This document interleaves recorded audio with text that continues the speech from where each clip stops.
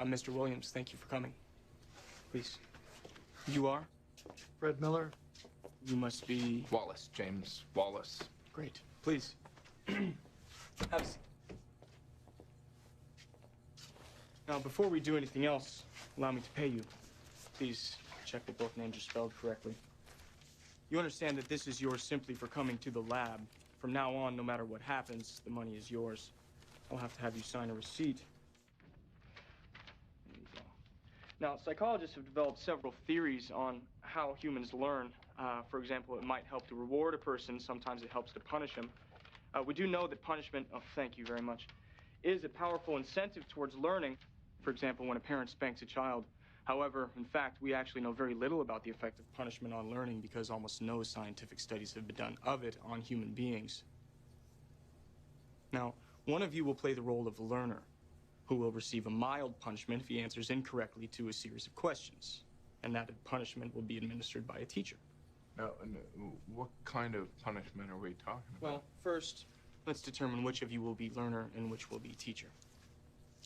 If you'll just choose one. Good. Teacher. Guess I'm the learner, huh? Good. This is the machine for generating electric shocks. Go ahead.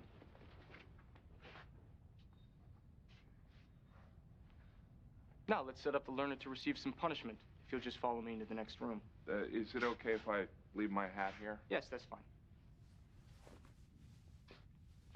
Now, you might want to remove the jacket. Go ahead and have a seat. Now, when you push one of these 4 buttons, this box will signal a light in the other room telling the teacher how you're responding to the questions. No, what kind of questions? Multiple choice, word pairs, a strong arm, black curtain, and so forth. Now, we want you to memorize them.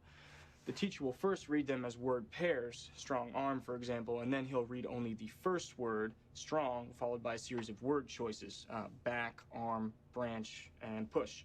Now, your job is to remember which of those words was originally paired with the first word, strong. Arm? Right. Now, you would indicate that by pushing one of these buttons here.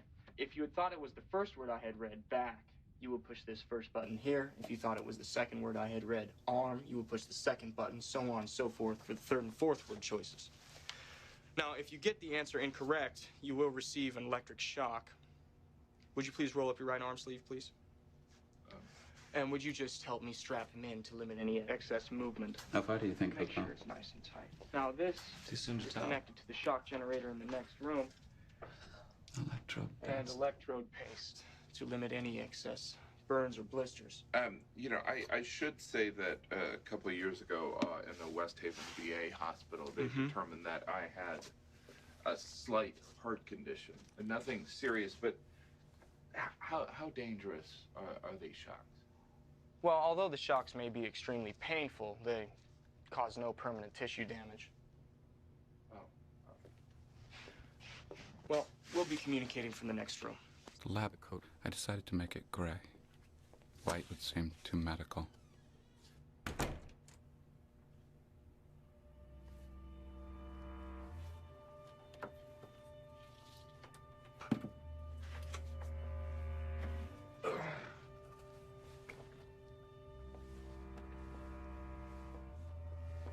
Okay, thank you. Now, if he gets the answer incorrect, you administer the shock by flipping one of these switches here. See? Each switch has a little red light above it. Now, to give you, the teacher, an idea of the amount of shock the learner will be receiving, we think it's only fair that you receive a sample shock yourself. Is that all right? Uh-huh. Okay, just roll up your sleeve. Life can only be understood backwards, but it must be lived forwards. Good. Now, I'll ask you to close your eyes and just estimate for me the amount of volts you think you're receiving. Okay, close. This part's where the experiment really begins.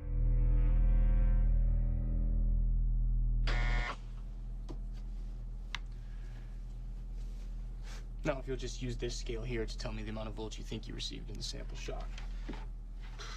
195? No, actually, that's incorrect. It was 45 volts. Alrighty.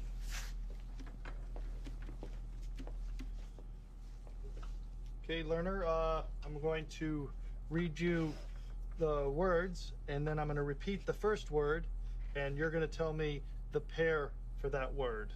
Okay? Oh, he doesn't have a microphone, but he can hear you. Okay, keep it moving, understand? Remember that each time he gives a wrong answer, you move up one switch on the shock generator. It is important that you follow the procedure exactly. Okay, here we go. Blue girl, nice day, fat neck, green ink, rich boy, fast bird, blunt arrow, soft hair, cool cave, gold paint. And the first word, blue, boy, girl, grass, bat. Correct. Soft, rug, He finds his pillow, way into it. hair, With grass. increasing confidence, he finds a rhythm, a groove, That is incorrect. until 90 volts.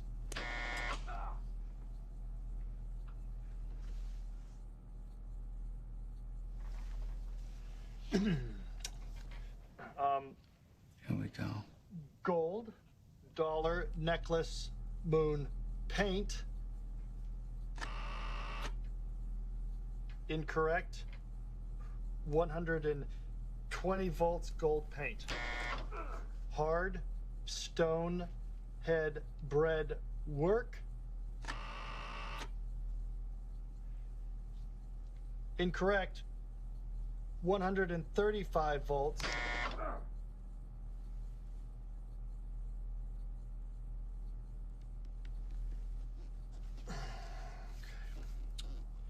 Wet. Night, grass, duck, cloth. Incorrect. 150 volts, wet duck.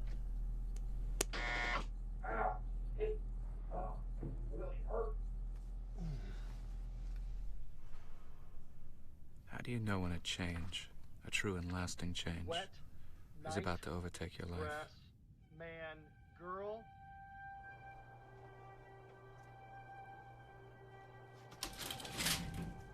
Eighth floor, please. Fine.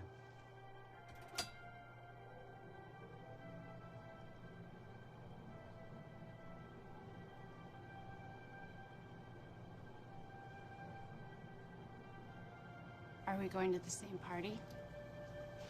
Probably. You know Doris Eisenman? Saul Horowitz invited me. I never heard of him.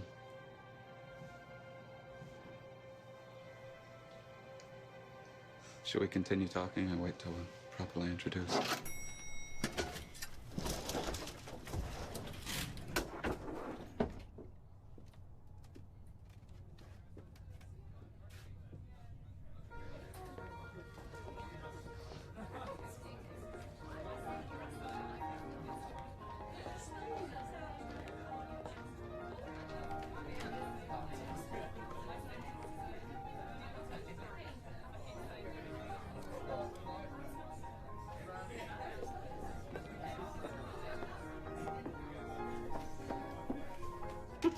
You're dancing. Oh, well, I studied here in Paris, but work in an office now. Mm-hmm. What about you? I'm at Yale. Limited dance skills, although I did spend some time in Paris. What are you studying at Yale? I teach, actually, social relations. Did you just give that guy your phone number? So if I wanted your number, I can get it from him? Social relations. What does that mean? It's a combination. Sociology, anthropology, psychology. You know, basically covers everything from the way people talk in elevators to the study of role-playing, conformity, authority. Soft, rug, pillow, hair, grass.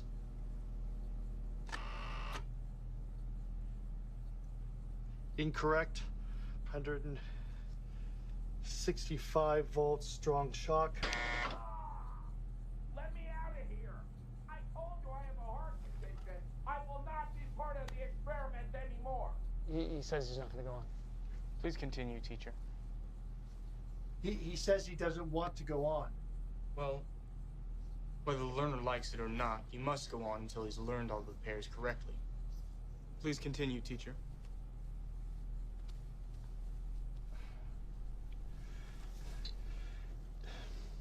Calm down. Concentrate. Sad. Face. Music. Clown. Girl. Incorrect. 180 volts. Experiment. Let me out. Let me out. He went all the way. Most of them do. Sharp. Axe, needle, stick, blade. No response from the learner must be interpreted as a wrong answer. Still laughing. Trying to hide face with hand. Something's happening to that man in there. Can you please go check that everything's okay? Not once we've started. Please continue, teacher. So you accept all responsibility? The responsibility is mine, correct? Continue, please. Wet. Night grass, duck, cloth. Clenching fist. Pushing it onto table.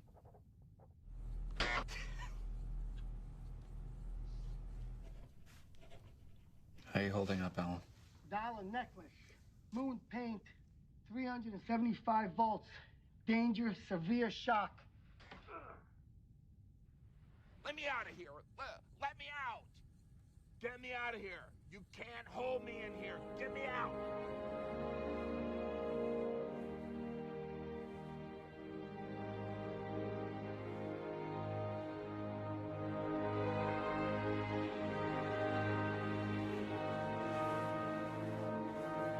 What is this? Just like the picture. The colors and... Don't you? Yeah? Take it. It's yours. Why didn't you mail it to me?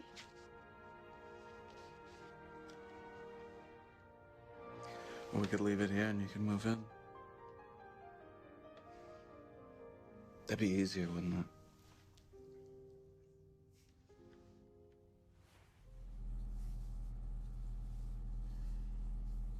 Wet. Night. Grass. Duck. Cloth.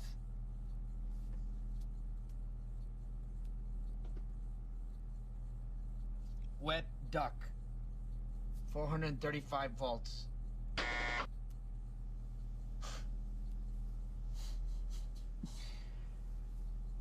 Okay. Brave. Woman. Soldier. Dog. Horse.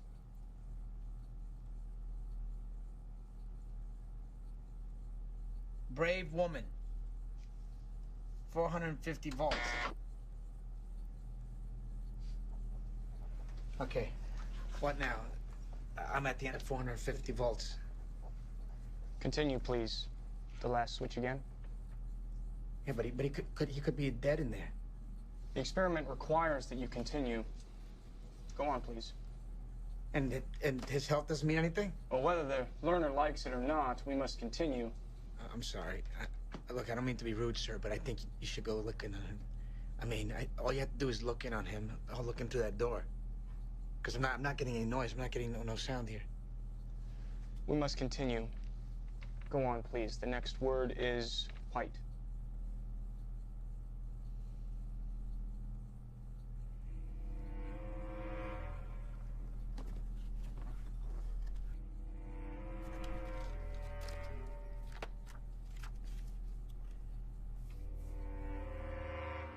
White, cloud, horse, rock, house. White horse. 450 volts again.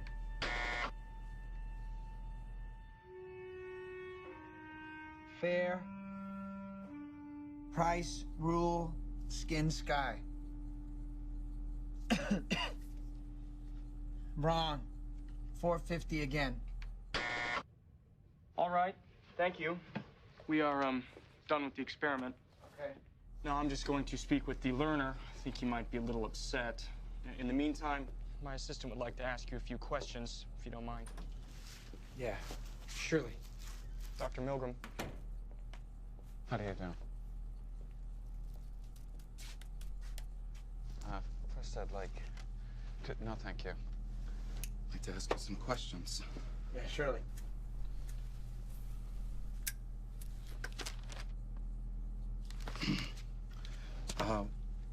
Why did you give him the man in the other room, the learner, the shocks? Well, as you can see, I wanted to stop because each time he gave him a shock, the guy hollered. Did it sound as if he was in pain? Yeah. Did he say he wanted you to stop the experiment? Yes. Did he have a right to stop the experiment? I don't know. Why didn't you stop at that point when he asked you to stop? Why didn't I stop? Well, because he told me to continue. Why did you listen to that man and not the man in pain?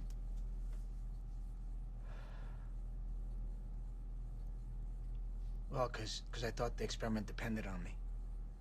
And nobody told me to stop. He asked you to stop. Well, that's true, but he's the, the subject, shall we say. Who bore the responsibility for the fact that this man was being shocked?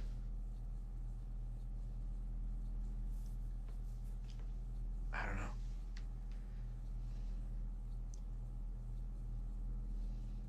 Could you fill out items 6 through 18 on the questionnaire in front of you, please? Here's a pen.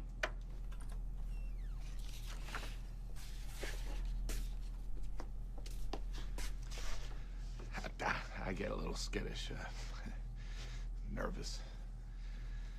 As I explained to Mr. Wallace in the other room, this shock generator is actually used with small animals for laboratory experiments, mice and rats and so forth. The visual designation is actually misleading. This shock generator has actually been adjusted so that the shocks were just slightly stronger than the shock you experienced. Are you all right? Yeah, I'm fine. No hard feelings. I probably would have done the same thing myself.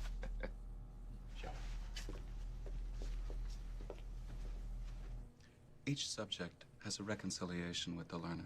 We ask the subject to maintain his secrecy so that future recruits aren't tipped off. Down the line, we get more candid. First thing I want to tell you is the man in the other room wasn't being shocked. The only real shock was the one that you felt early on. We're really interested in studying your reaction to having to inflict pain on someone you don't know. The experiment's about obeying orders. The man in the other room works with us as a team. Jim, you can come out now.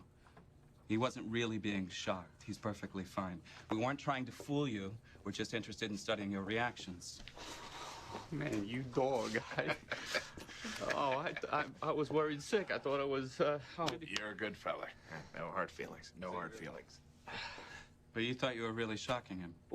When he wasn't making noise anymore, that's when I was worried. I didn't want to go on with it. But you did go on with it. Yeah, but I did not want to. You saw how it was, how I was fighting it. Well, you understand why we had to do it this way. We wanted to get true reactions from people, you see. Well, you'll receive a copy of the report when the project's over. Until then, we ask you not to say anything, so you may end up talking to someone who is a potential participant. How do you feel about having come down here and done this now that you know? I mean, yeah, now that I know the truth, I don't mind. Well, thank you very much for coming down. We certainly do appreciate you giving us your time. Yeah. Alan here will help you out. We think you'll find the report very interesting. Thanks. Yeah, thank you.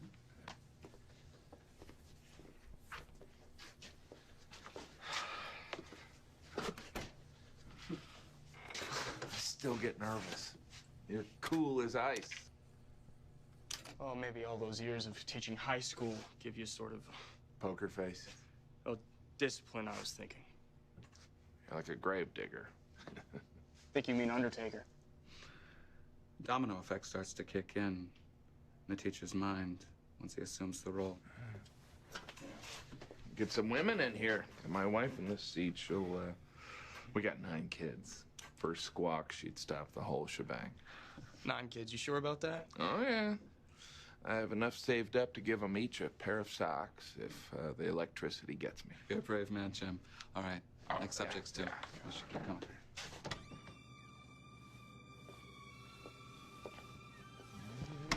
Some enchanted evening, you will meet a stranger.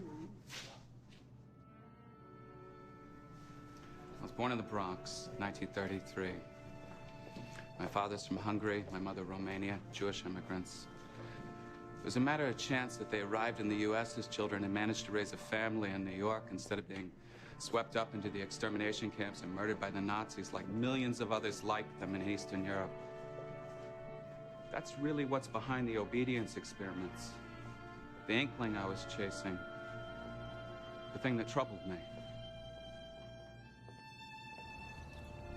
How do civilized human beings participate in destructive, inhumane acts? How is genocide implemented so systematically, so efficiently? And how do the perpetrators of these murders live with themselves?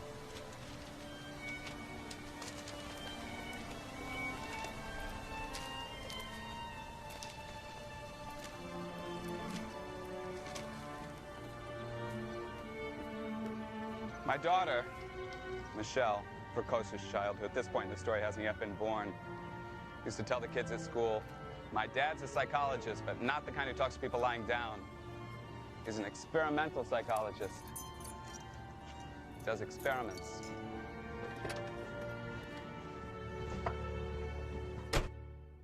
First, let's determine which of you will be learner and which will be teacher.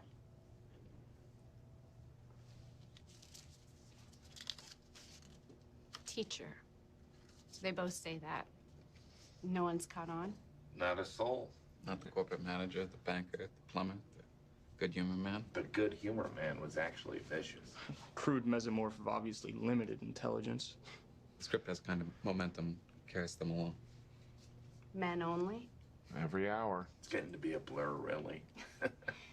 So you lead them both, both teacher and learner, into the electric chair. Well, we don't call it that, but yes. If you follow me into the next room, please.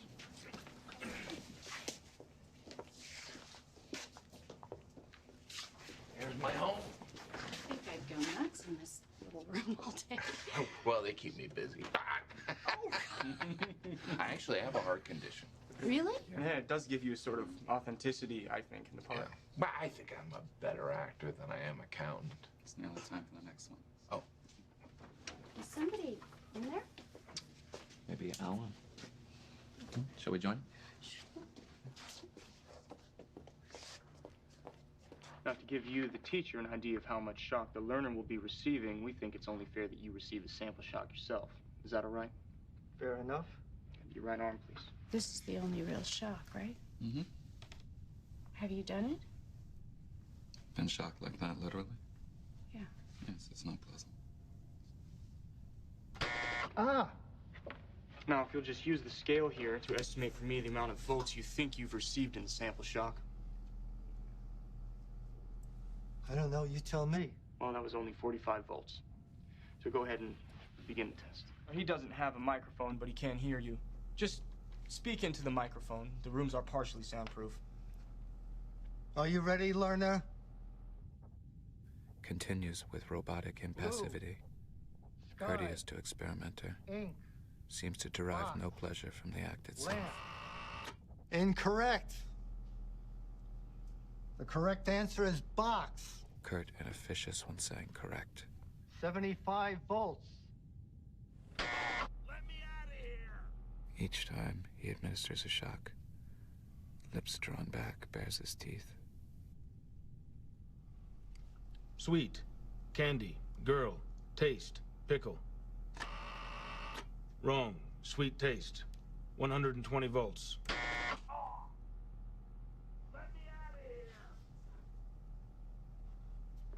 Looks sadly at the True, experimenter story, hero, and continues speech, reading word report. pairs. Wrong, True story. 135 volts. Slow, walk. Afterwards, if a dance, learner, truck, he says, music. he agreed to it and therefore must accept responsibility. Wrong. Slow music. 150 volts. Let me out of here! I can't stand the pain! The man, he seems to be getting hurt. There is no permanent tissue damage. Yes, but I know what shocks do to you. I'm an electrical engineer. And I have had shocks. You get real shook up by them. Especially if you know the next one is coming. I'm sorry. It's absolutely essential that you do continue. Well, I won't. Not with the man screaming to get out. You have no other choice.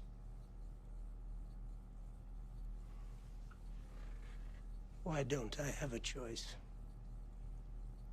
I came here on my own free will. I thought I could help in a research project. But if I have to hurt somebody, if I was in his place, no, I can't continue. I've probably gone too far already. I'm very sorry.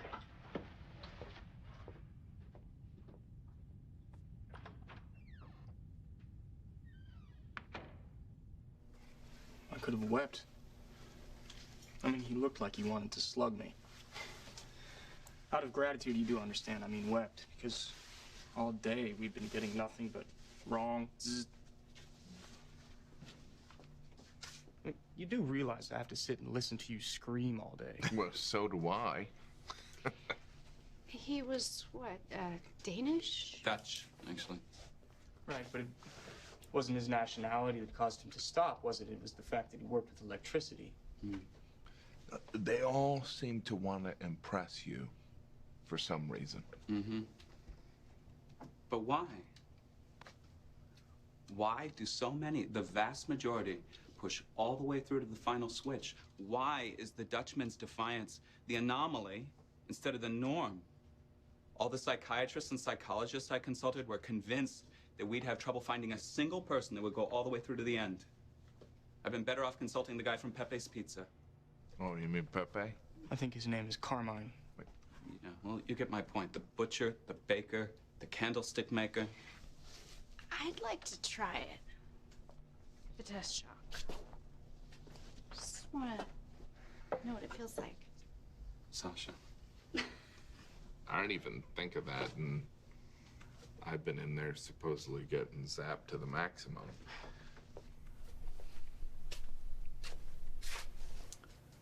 This really isn't necessary. Well, yeah, but it's not harmful either. Right? I just want to understand it better.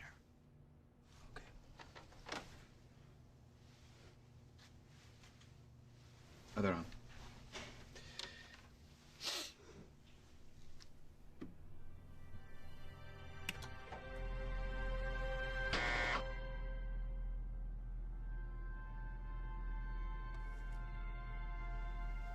Thank you. You're welcome.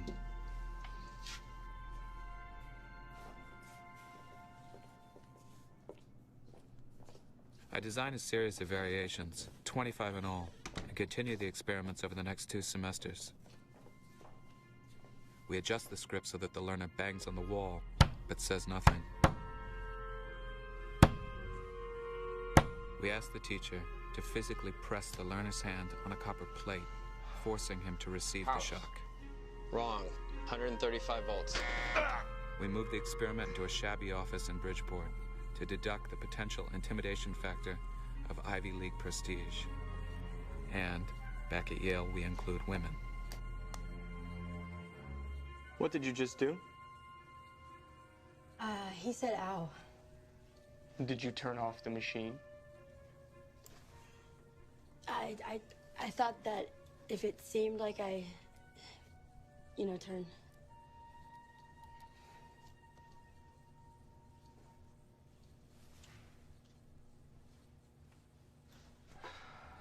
Okay.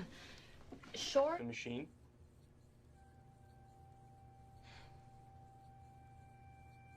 Please continue, teacher. Okay, short sentence, movie, time, skirt.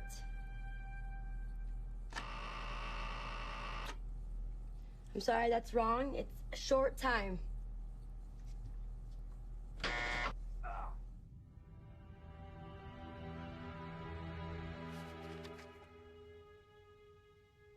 In nearly every case, the essential results are the same. They hesitate, sigh, tremble, and groan, but they advance to the last switch, 450 volts, danger, severe shock, XXX, because they're politely told to. The results are terrifying and depressing. They suggest that the kind of character produced in American society can't be counted on to insulate its citizens from brutality and inhumane treatment in response to a malevolent authority. Milgram? Milgram is Hebrew for pomegranate. Is that what you mean? It's one of the 7 fruits of the Bible. You're Jewish. Same as me. You seem upset. Am I upsetting you? I have office hours. You can make an appointment. Huh? You don't like surprises. You know, I've been thinking about the experiment a lot. It really rattled my wife about what it said about me. If she was me, she likes to think that she wouldn't have pulled the switch. But you know what? What? You never know. That's the thing. How can you know? You can't, right? No, you can't. Look, if it's any consolation, a great many participants were prone to nervous laughter, but my wife actually is waiting for me at home for dinner. So... You inviting me? No. Make an appointment. With leftover grant money, we filmed the last 2 days of the experiment, May 26th and 27th, 1962. 4 days later, Adolf Eichmann is executed in Jerusalem. Eichmann, architect of the Holocaust, responsible for the deportation and murder of millions of Jews, escaped to Argentina after World War II. He was living with his family under the name Ricardo Clemente, an employee of Mercedes-Benz, when Israeli Mossad agents captured him in 1960 and brought him to trial. Complete the translations. I beg to submit a translation into the German of our number 887. Eichmann didn't deny his crimes, showed no trace of guilt or remorse, said he was merely a transmitter. I never did anything great or small without express instructions from my superiors.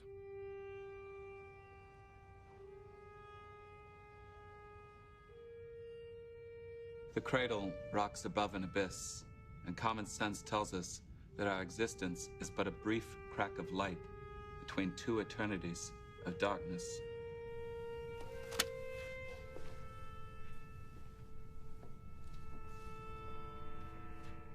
Let me out of here! Hey, that really hurts! I told you I have a heart condition. I will not be in the experiment anymore. Ow! Let me out! Let me out of here! Let me out! Let me out of here! I will no longer be here. Hey, Stanley. Nice day to wrap up an obedience experiment, huh? Yeah.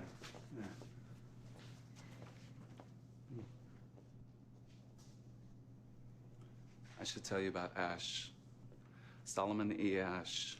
You ever saw my thesis at Harvard, and I worked for him diligently and miserably at the Institute for Advanced Study of Princeton. Ash did the thing with the lines, right? About a dozen years ago. The study you are taking part in today involves the perception of the lengths of lines. As you can see, there are a number of cards, and on each card, there are several lines. Your task is a very simple one. You are to look at the line on the left and determine which of the 3 lines on the right is equal to it in length. This is a recreation from a film I made in the 70s.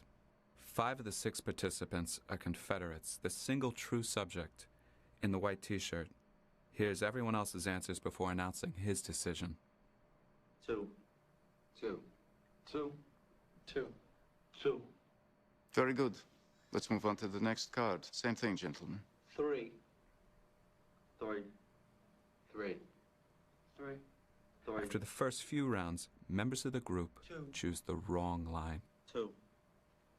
2. The subject denies the evidence of his own eyes and yields to group influence. 2. Very good. Thank you.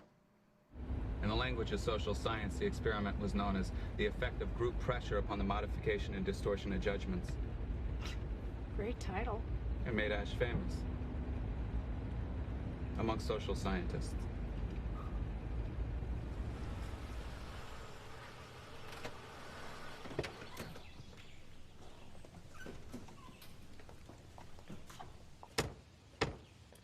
It always bothered me that the experiment was about lines. I wanted to do something more humanly significant.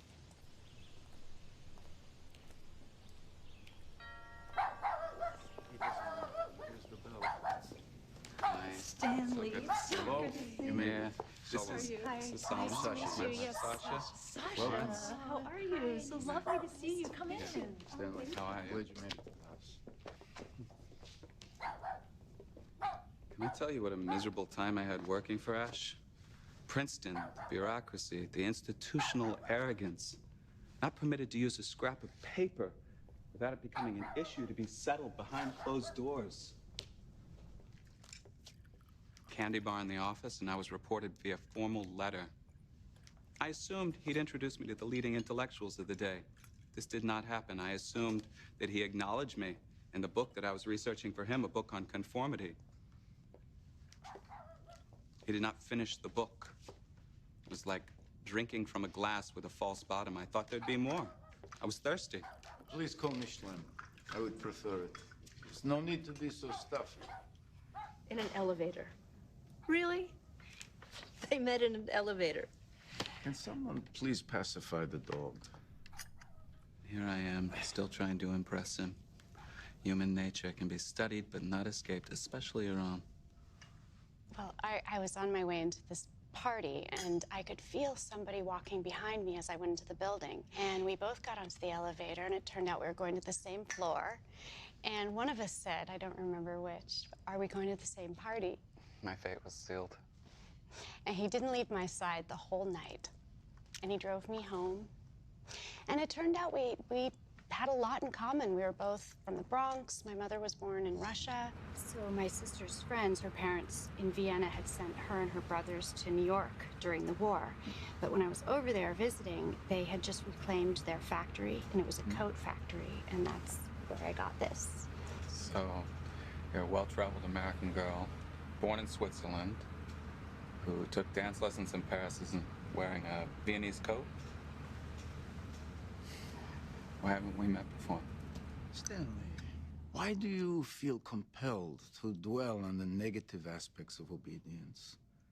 Why must you focus on its destructive potential? Obedience isn't necessarily an instrument of evil. I think we can both agree, looking at recent history, the history that brought you to this country, a history in which we see abusive power assuming unprecedented murderous dimensions.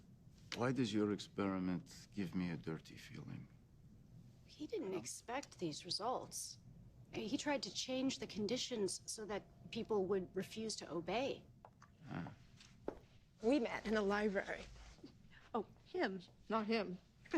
The whole time, I'm sorry, this is startling. Out of 780 subjects, not a single person got up, went to the door, and looked in to see if the man screaming was all right.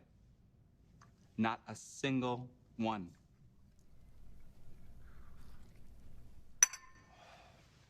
Sasha goes back to school, Smith College, for a degree in social work. My first obedience paper, submitted almost 2 years ago to the Journal of Abnormal and Social Psychology, is finally published in October 1963, just after I start a new job at Harvard, assistant professor, Department of Social Relations. Am I impressed with myself, being at Harvard? Well, I got my PhD here. Harvard is the best place to be. Subjects were seen to swear, tremble, stutter, bite their lips, dig their fingernails into their flesh, and these were characteristic responses, not exceptions.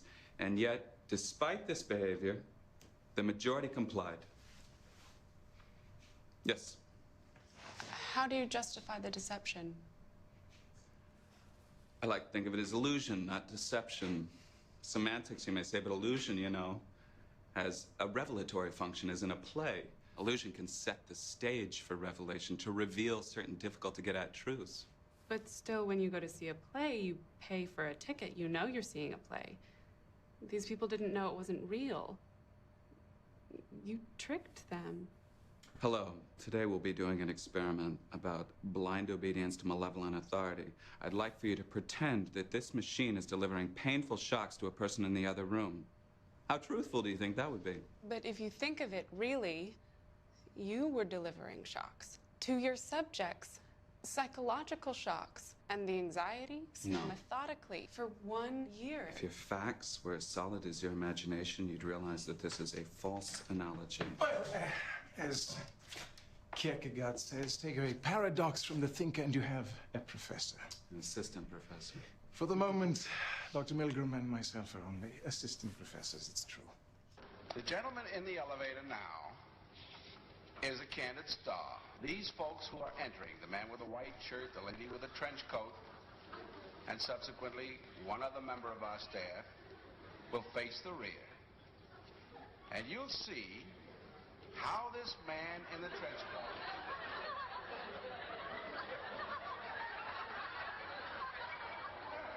tries to maintain his individuality, but little by little,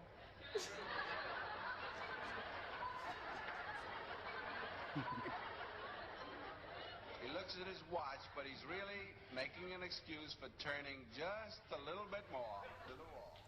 Actually, it's true. There's an element of illusion in almost all my work. This man has apparently been in groups before.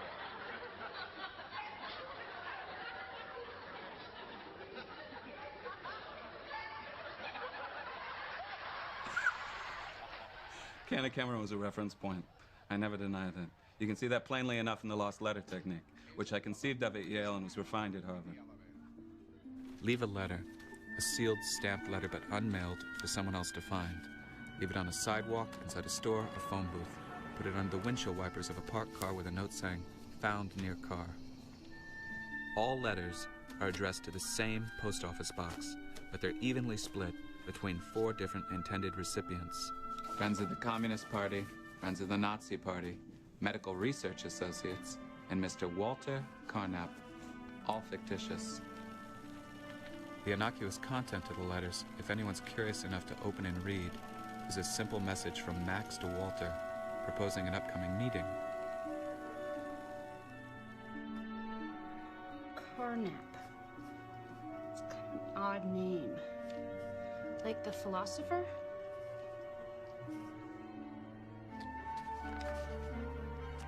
In 2 weeks, out of 100 lost letters to each addressee, 72 were sent to the Medical Research Associates, while 71 were sent to Mr. Walter Carnap, but a mere 25 to the Friends of the Communists, and the same number, 25, to the Nazis.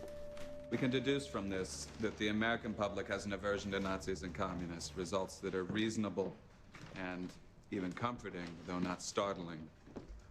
Why not take it further? Takedo Murata, another student, drives to Charlotte and Raleigh, North Carolina to lose a new batch of letters.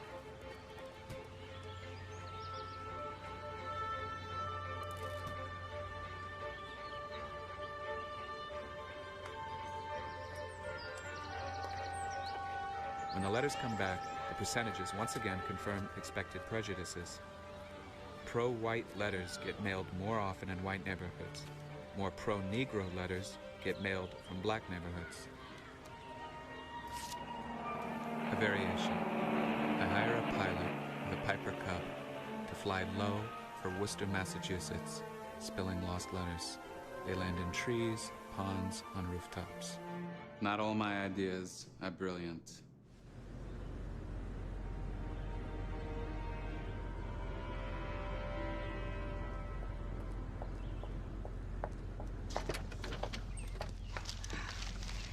Well, it's not on the front page, strangely enough.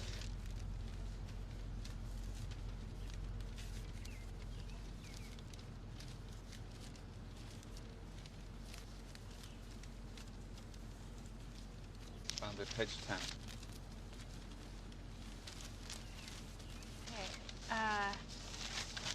Yale experiment shows many distraught over cruelty but did not stop. Odd to see one's name in the paper, but maybe I can get used to it. Subjects have been studied under 24 different experimental conditions. It wasn't 1,000, was it? I talked to him for over half an hour, and I don't see a single direct quote.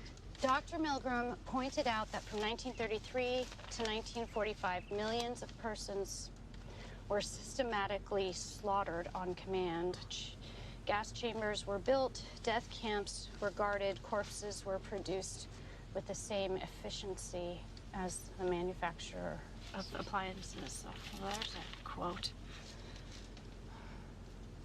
Think anyone else reads this paper?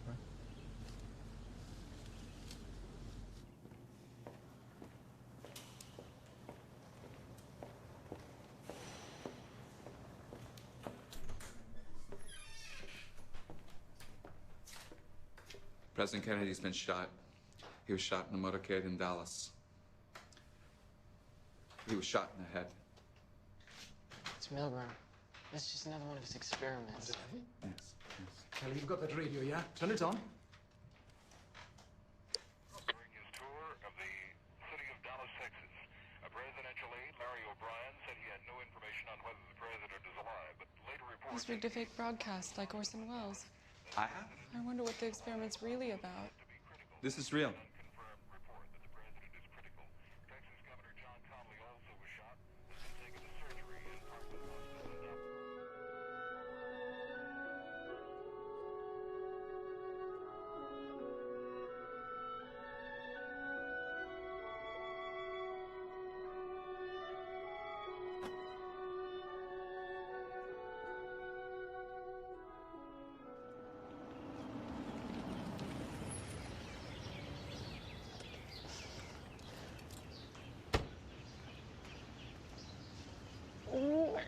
I got it cheap from a grad student. He gave me a deal when he realized he couldn't take it with him to London. It's making kind of a funny noise. Maybe you can have a look. Stanley, You know the this dean kind of thing, right? lives right across the street. You wanna We look at just it? applied for financial aid. Jaguar, right. What's he gonna do? Well, what, who cares what he thinks? I Is didn't that say it? that. Well, I didn't say that. All right. See you soon.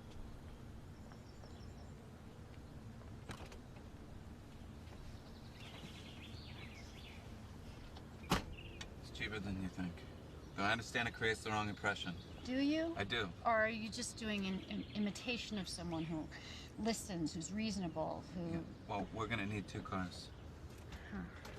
Is that the dean?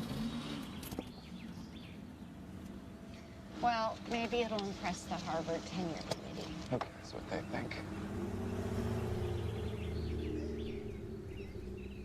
So you returned the car? I did. Sensible. I don't know a single tenured professor who drives a Jaguar. I didn't like the color. Well, if you get turned down, it won't be because of an automobile. But it's got to sting, yeah? The attacks, the criticisms, the violent reactions. That woman was going through a divorce, it turns out. I didn't take it personally. I'm going through a divorce. I don't spit at people. I'm sorry to hear that. Thank you.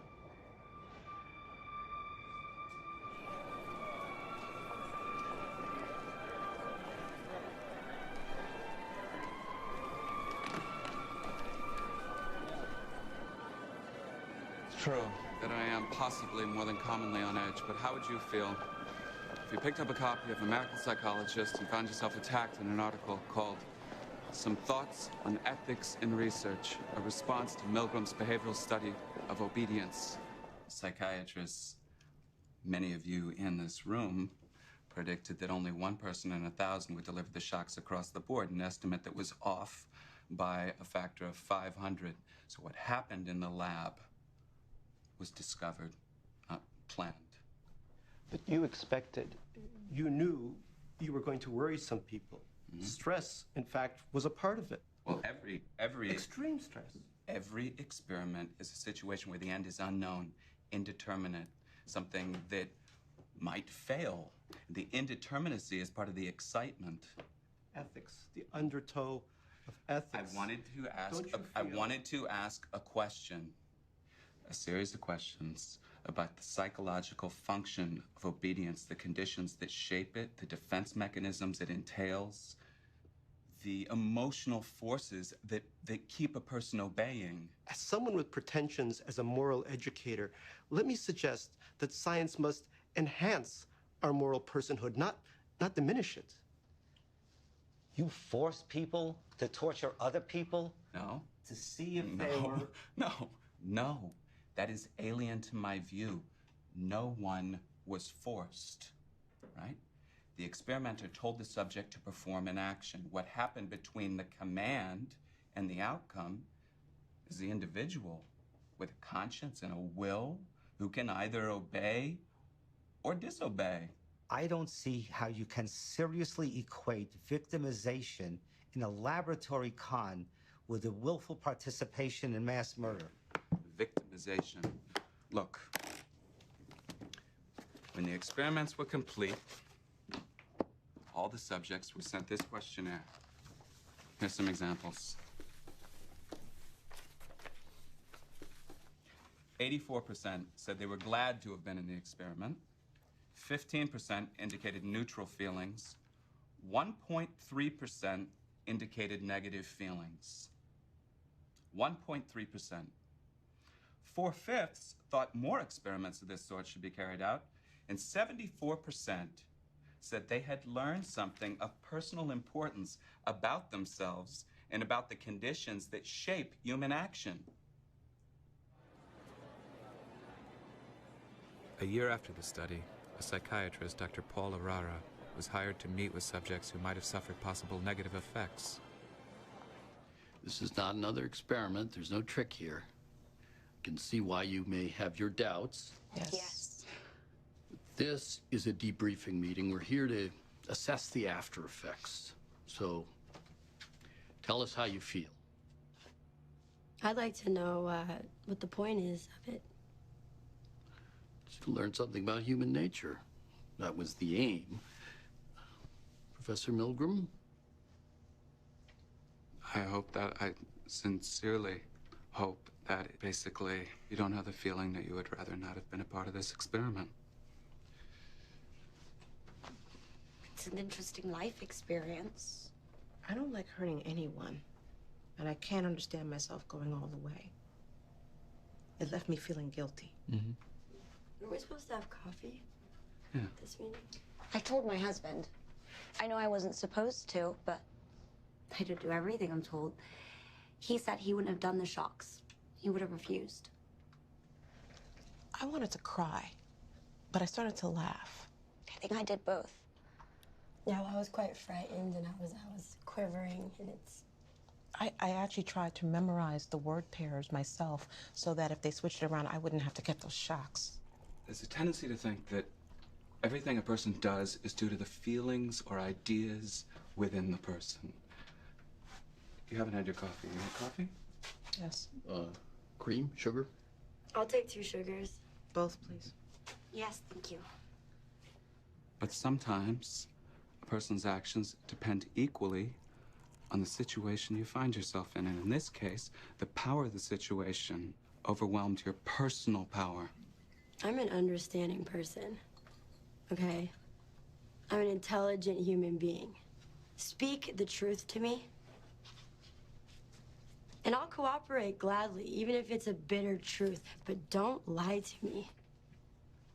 Well, the purpose was to advance science, learn something. Maybe one shouldn't do this kind of experiment if you have to deceive. Look, you can deceive other people, but don't deceive me. We had half a dozen sessions with Arara and invited subjects. The meetings were sparsely attended, full of confusion and complaints, but we concluded that no one showed signs of harm. No one had been traumatized. Stanley? Tom Shannon. No. Tom did the wiring on the shock generator. At Yale, the shock box. Nice to meet you. It's Sasha. Likewise. It's Michelle. Hey, I hated hearing about Jim McDonough. Dead at 49. I thought that was no joke. Yeah, I know. Sat down to a bowl of oatmeal. Got a heart attack. He had 9 kids. Oh, sad. Although, maybe you shouldn't unload such a large brood into the world, huh? No offense. She's taking us to Paris. First stamp on her passport. So Sasha thinks I need a vacation. Yeah, I heard they roughed you up pretty good about those results, huh? Who's up for tenure? Give me advice to go to work on. You gotta finish your book now, huh? Publish or perish, right? Actually, I got sidetracked. Working on the small world problem. For the small world problem, we asked people in Kansas and Omaha to mail a packet to a person in Sharon, Massachusetts. The instructions are simple. There's a target person, in this case, a stockbroker named Jacobs in Sharon, Mass. Assuming they don't know this person, people are asked to mail the folder to someone who might know him. They can send it to a friend, relative, or acquaintance, but they have to send it, and this is key, to a person they know on a first-name basis. There's a roster to fill out, and a batch of postcards to mail back to Harvard to track the process. Will it work? We don't know. A woman in Omaha sends the folder to a high school friend, a bank clerk in Council Bluffs, Iowa. She sends it to a man in Belmont, Massachusetts, a publisher, who sends it to a tanner in Sharon. The tanner sends it to his brother-in-law, a sheet metal worker, also in Sharon, who sends it to a dentist, who sends it to a printer, who sends it to Mr. Jacobs. 7 links in a chain. The average chain, in fact, involves 5.5 links. That is, we determine that less than 6 degrees of separation exist between you and several million strangers who you may or may not encounter in your lifetime.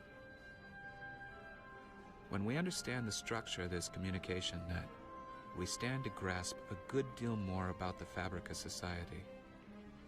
Maybe it's not necessarily justified, this common human complaint, the feeling that we're all cut off, alienated, and alone. I don't need to go into detail, do I? The things I remember when I was 16 in Bucharest. The killings, torture, terror. Why are you bringing this up now? It's relevant. The man was just turned down for tenure at Harvard. You wish to give the tragedy some perspective. It's not just that. Because, bear with me, they took people to the slaughterhouse and strung them on meat hooks, still alive. Cut open their bellies like cattle. A 5-year-old boy. And they watched the entrails spill out, the blood drain, and they wrote notes, and they pinned the papers to the bodies. Kosher.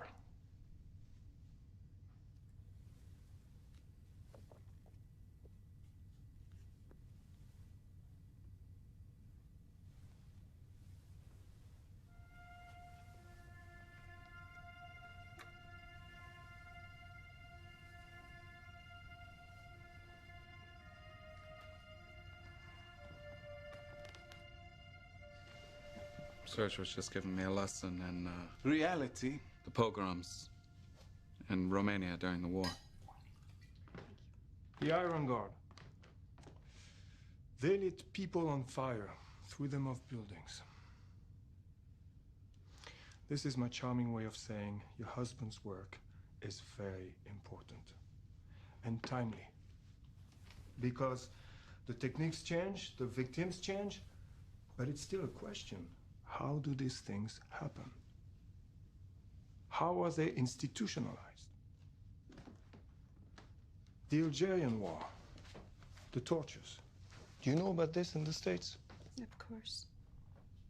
You should do the obedience experiments in Europe, Stanley. France, Germany. Recreate them. Will it be different? I don't think so. Who would fund them? The experiments are unethical, remember? No tenure, no funding. And the IRBs? The IRBs, yes? Basically, you cannot do these experiments without submitting something to the Internal Review Board. He'll finish his book, and then Stanley wants to move on from the obedience experiments, and why not?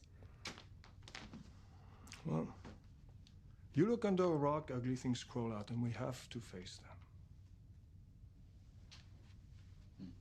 Your other experiments, the letters, the maps, clever, hopeful, but you have to get back to the obedience experiments. I do. I have to. Yes, Stanley. You have no choice.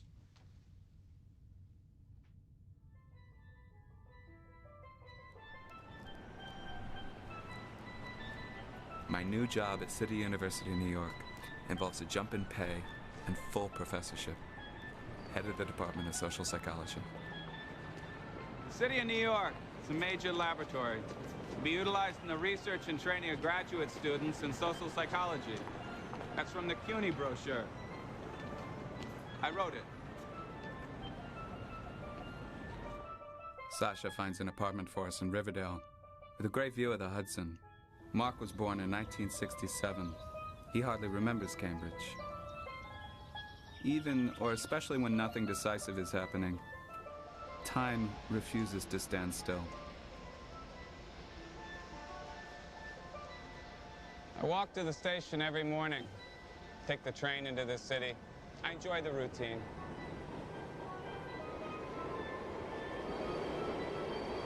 Today's assignment: get on a local bus, and then with the bus in motion and loud enough to be heard by your fellow passengers, sing your favorite song. Any song we want? Just as long as you know the words and can sing them loud and clear. Pair up. Non-singer takes notes and switch roles. You may say, so what? Singing a song, anyone can do that. Or, I don't have to do that. I'm an individual, not a conformist. Or, this is silly. It doesn't change the world to sing a song. My answer to you is simply this: get on the bus and sing. Now go, right now. Come on.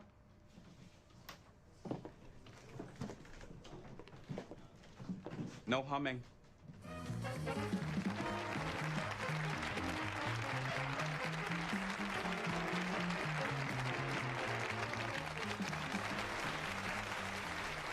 My next guest is Professor of Psychology at the Graduate Center, the City University of New York.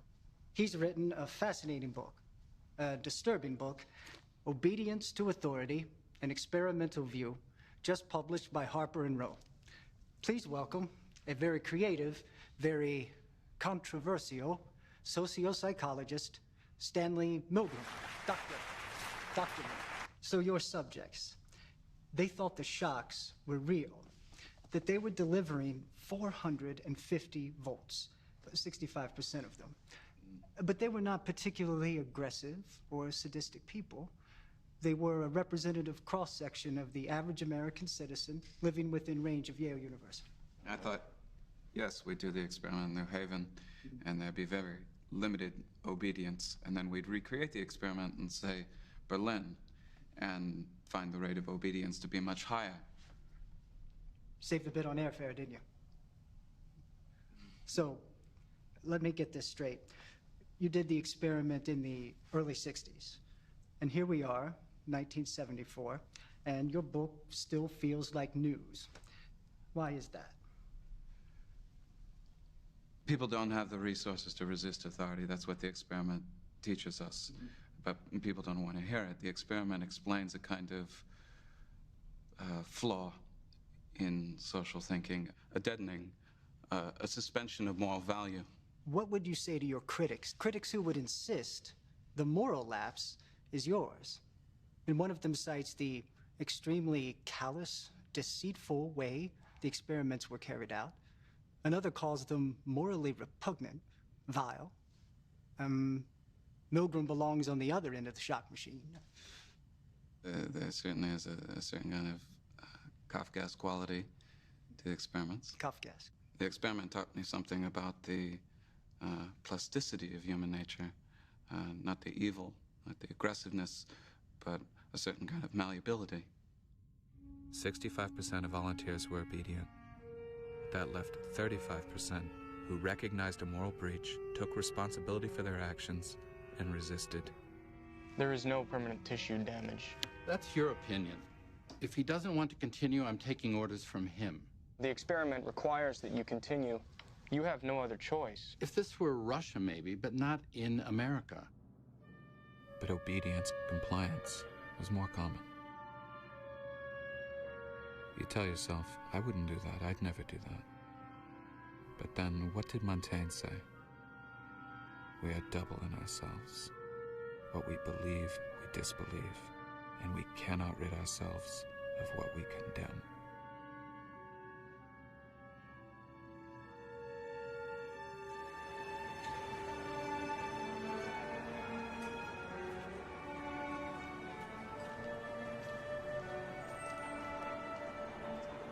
Another one of my experiments. Hank, a CUNY grad student, was the designated crowd crystal, staring up at a fixed point in space, looking up at a non-existent something. As you multiply the Confederates, the people who stare up, because we've recruited them to stare up, the number of people who actually stop and look increases exponentially.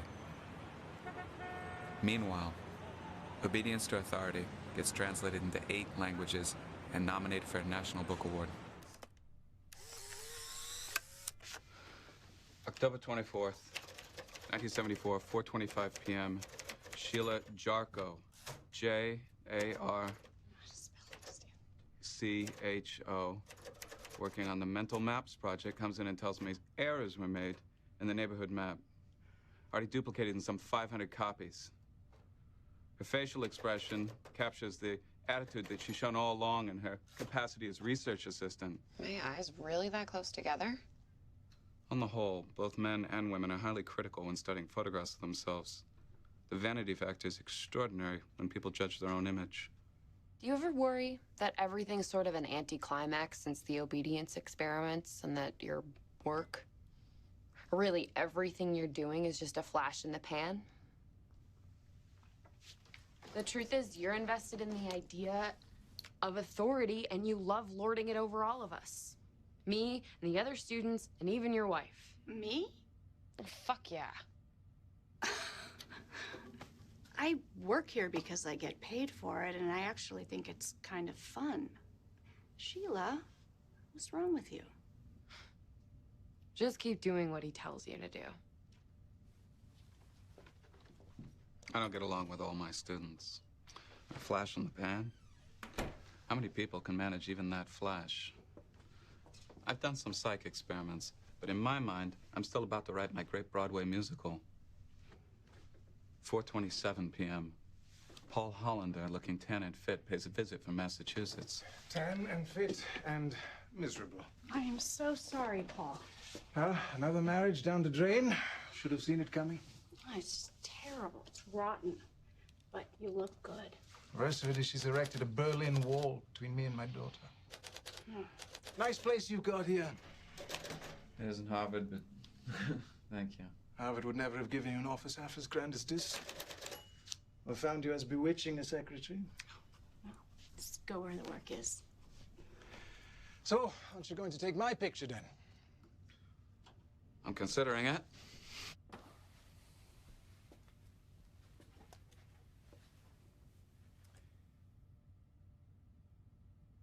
You ever feel invincible one moment and then worthless the next?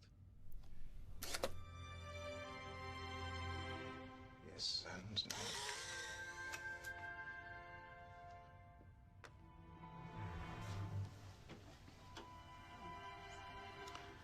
The camera begins to attract its own subject matter. It's no longer a passive recorder, but actively attracts the people it records.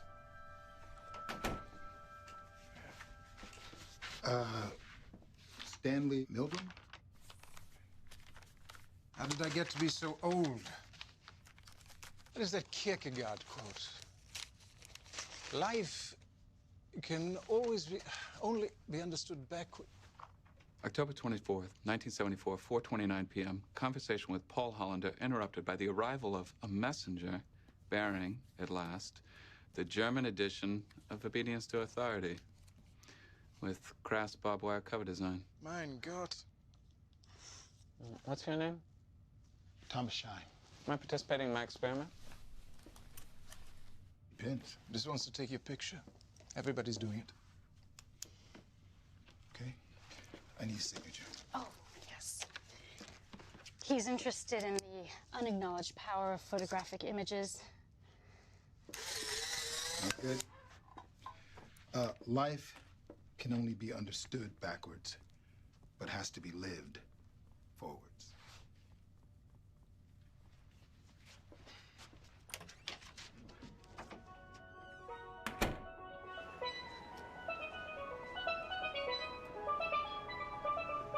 Around this time, I was also working on The Familiar Stranger. We take photographs of commuters on a train platform. Each figure in the photographs are given a number. The photographs are duplicated, and a week later, the students follow up. Hello. I'm a student at CUNY. Would you mind filling out this questionnaire? Oh, okay. Also, do you recognize any of these people? No. What about here? Well, that's me. Yes. Can you identify anyone else? Not by name. Most commuters recognize on average 4 individuals that they see in their daily routine but never speak to, familiar strangers. Amongst these are sociometric stars, figures that they not only recognize, but even fantasize about.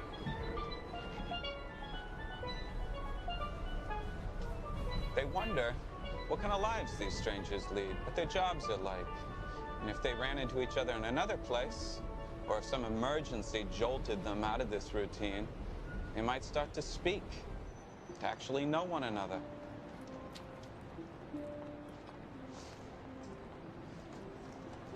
I teach at CUNY, and I see you out here, you know, all the time, and I wonder about the things you must see. You look familiar. What do you teach? Social psychology. City of New York is a vast laboratory. I had no idea you were English. You're English? Assuming that accent is real. I saw you on TV.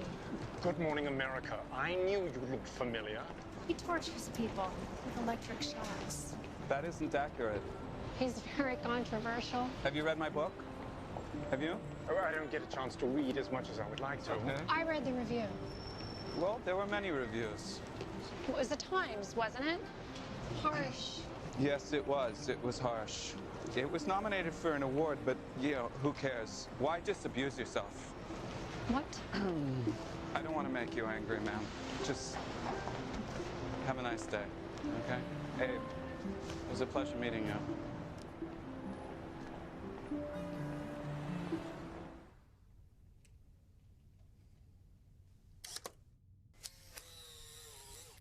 I was bowled over when I first read about it, and you in the Times. And then I read the original material in the scientific journals, and I mulled. What, mulled? I mulled. And this mulling produced the idea to do a TV play of a hopefully high caliber for an accepted show of a decently adult level, treating in fictional form the kind of experiment you performed in its aftermath, using it as a springboard for my own characters and situational inventions. I kept this. You see how yellow? Stan, sorry, help me. I was just wondering, your name, its derivation. Milgram means pomegranate in Hebrew. It's one of the 7 fruits of the Bible. I'm Jewish. That's what you're asking. Apples is another, right? Figs, grapes, olives, they're a fruit. Anyhow, when you point out the parallels, the connections, Hannah Arendt, the banality of evil, the My Lai massacre, all that, I see where you're coming from. I'm here because a serious situation is pending with regard to the drama I propose. Playhouse 90, the Columbia Broadcasting System, CBS.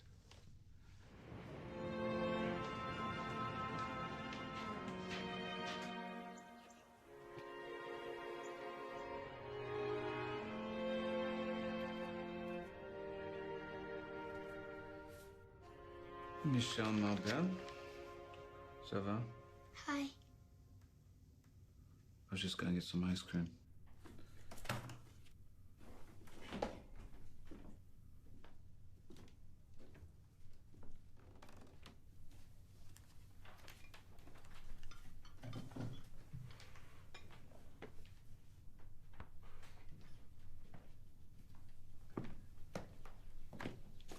ever on my plate like this, which is a lot.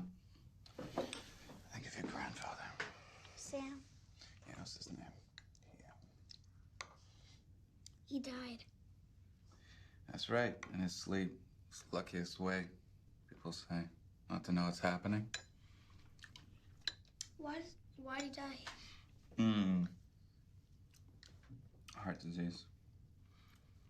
So before you were born, before your mother could meet him, he was a baker. His specialty were cakes. He worked late. I got it from him. Maybe you'll get it from me.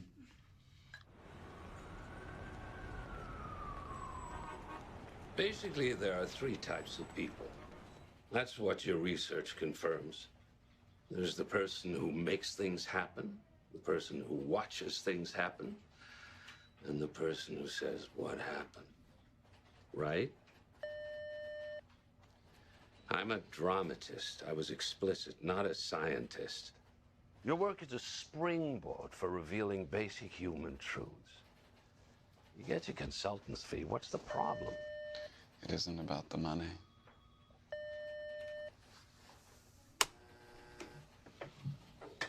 I'm sorry, she needs to speak to you again. She says it's urgent. Tell her to relax.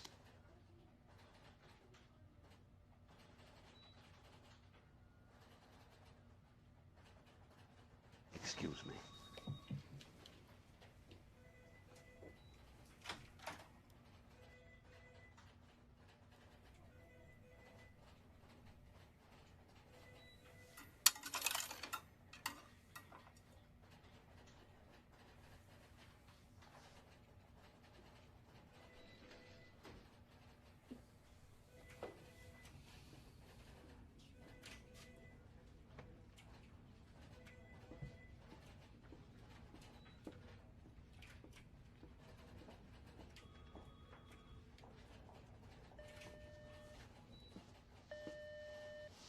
Dr. Stanley? Yes? Mr. Bellick won't be back in his office this afternoon. Excuse me? He can't talk to you today anymore. He says you can visit the set. Okay.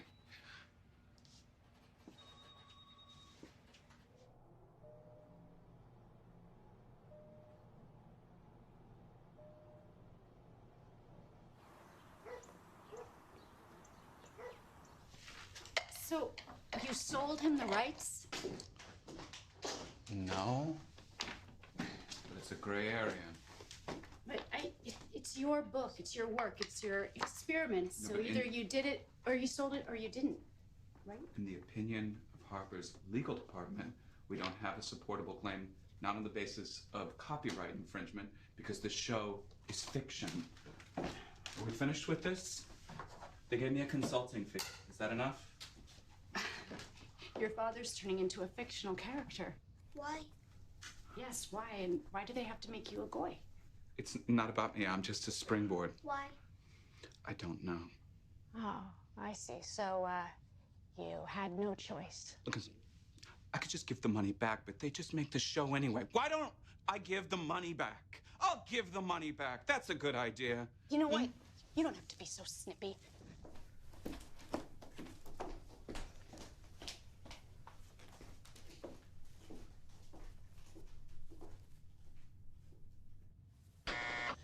They don't just come in and sadistically pull these switches, bang, bang. They have an inner struggle not to obey.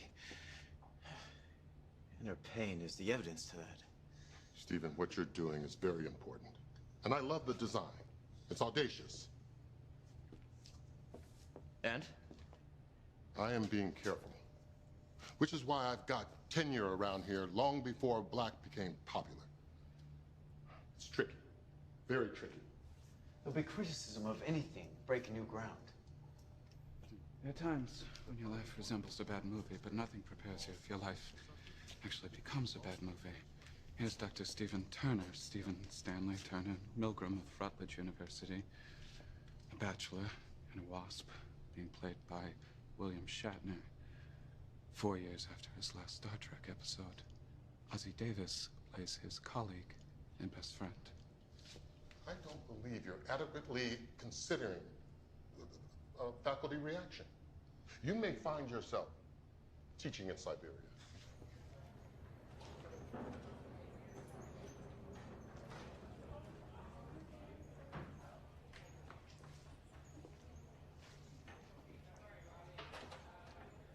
This has to be somewhat weird for you.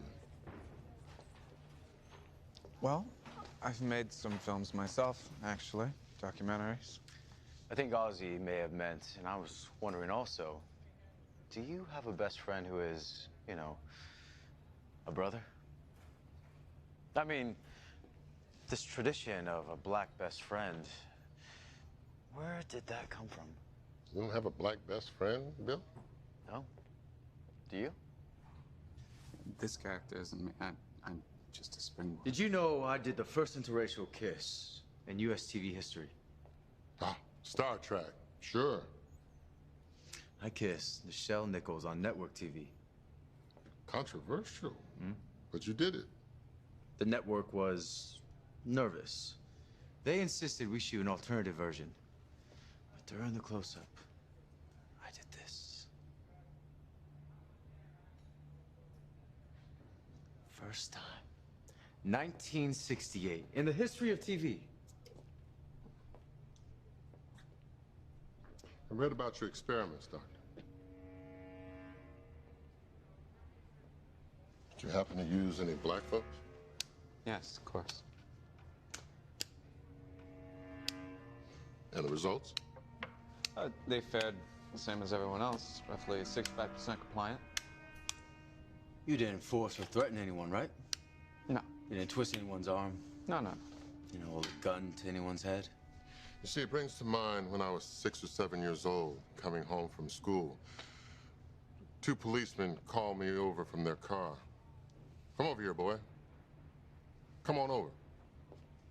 Have I heard this one? No. They tell me to get into the car, and they take me to the precinct station. Then one of them takes a jar of cane syrup and pours it over my head.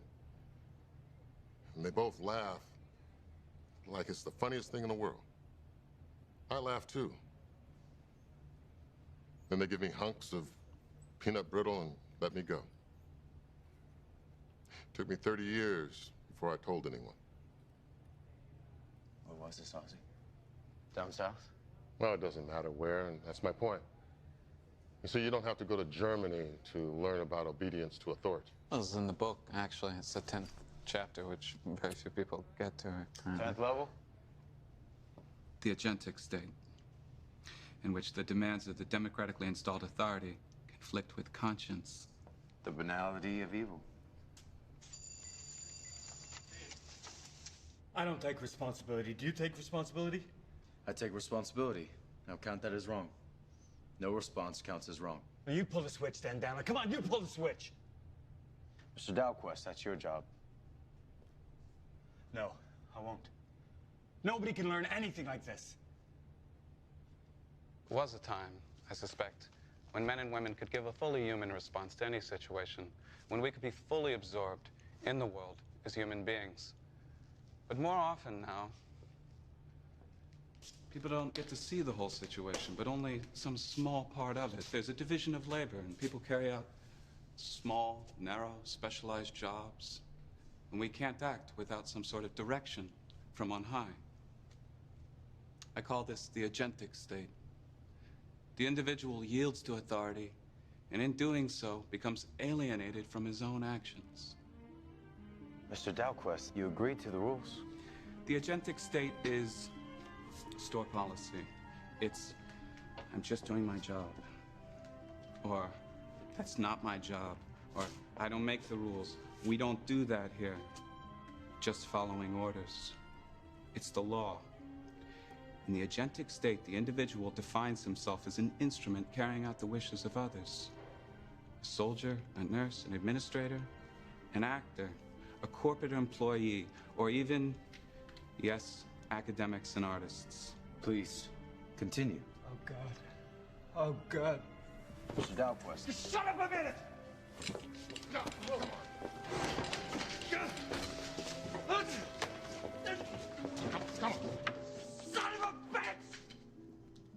person has a choice.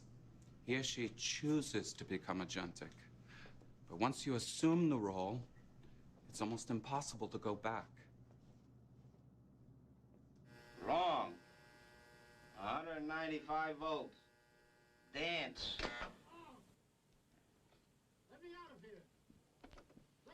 Continue, please. We always asked, is there anything the man could have said to stop you from administering the shocks? And they would always say, no, I don't think so, no.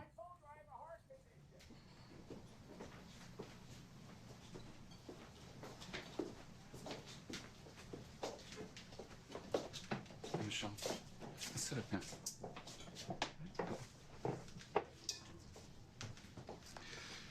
Could we get a couple of hot chocolates? You want hot chocolates? Yes, please. Yes, please. Chocolates all around? Yeah. You want anything? Okay, no.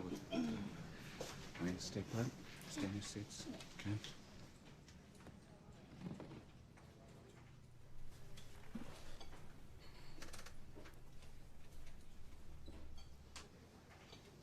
I'm sorry. I could say it 1,000 times, I mean it every time. Mark, turn around in your seat.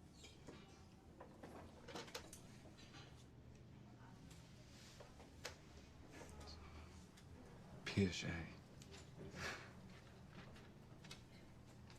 Remember when I was translating Piaget? I hit this line about child development. And it's the specific point when the growing child is able to recognize the gap between what exists and what might exist.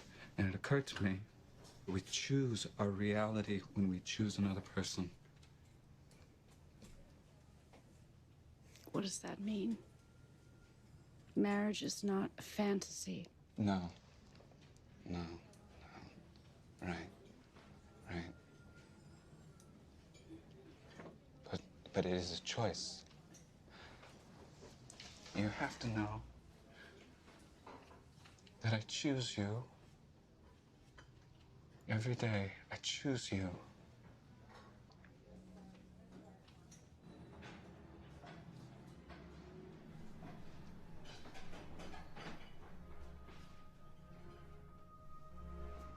(1984).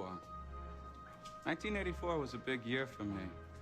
My lecture fees peaked. I was asked to speak all over the world about the obedience experiments, of course, in relation to Orwell's prophetic book, a book that describes a totalitarian world where people aren't very good at thinking for themselves.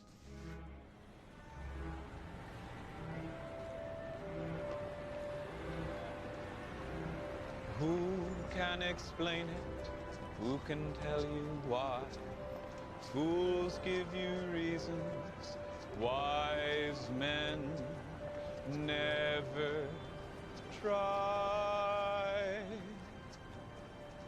1984 was also the year that I died.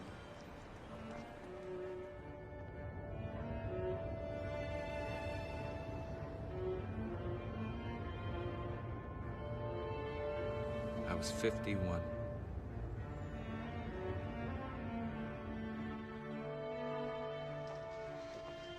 Excuse me. We need to see a doctor immediately. I'm Stanley Milgram. This is my ID. I believe I'm having my 5th heart attack. Dr. Heisenbuttel. That's who treated me last time. You need to fill this out. The agentic personality.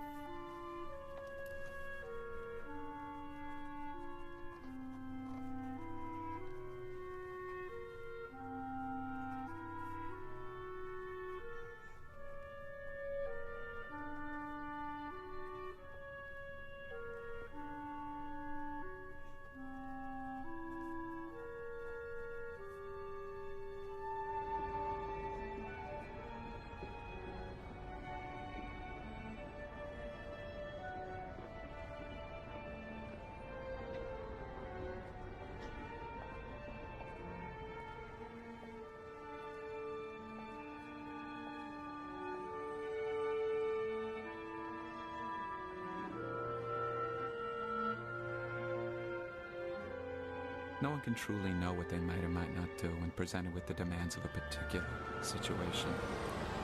In 2008, a professor at Santa Clara University replicated the obedience experiments and got roughly the same results. Over 60% of volunteers delivered the full shocks. In 2010, the experiments were duplicated on a French reality TV show, Le Jeu de Mort, The Game of Death. Participants were egged on by a live studio audience. Over 80% went all the way.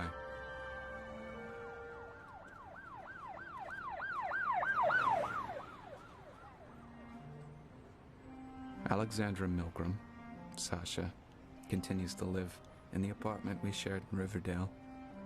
Our children live with their children near Boston and Toronto. Sasha never remarried.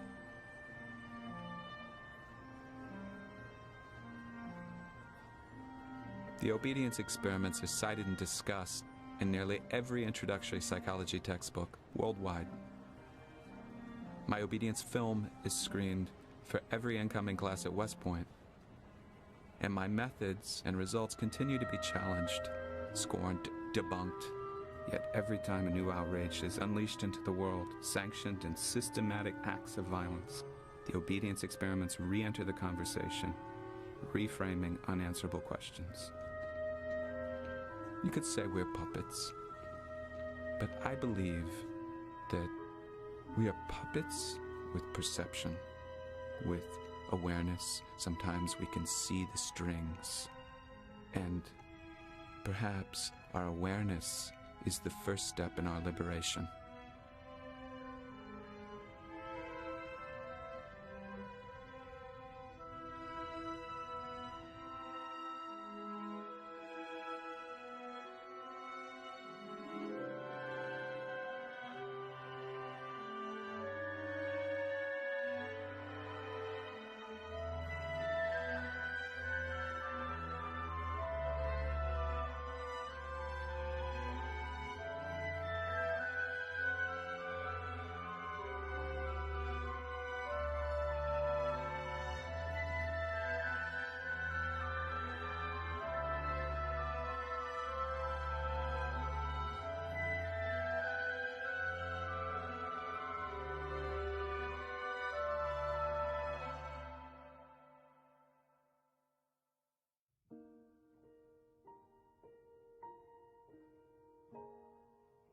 Some enchanted evening,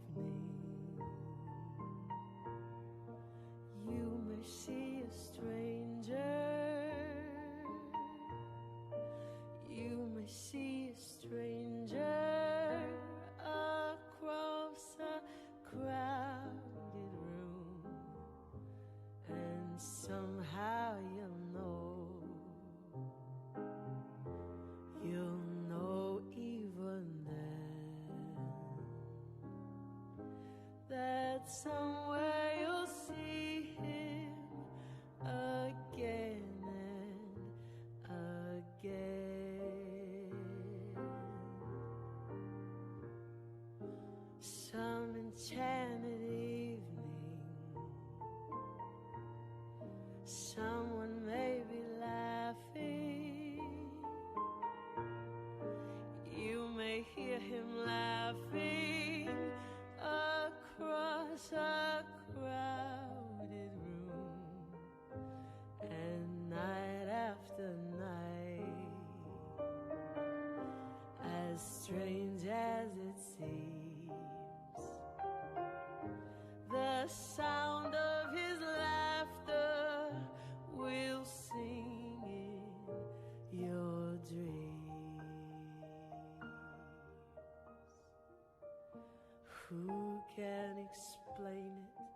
Who can tell you why?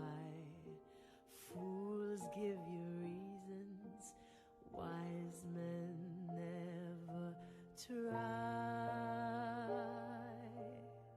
Some enchanted evening, when you find your true love, when you feel him call you across a crowded room, then fly to to his side and make him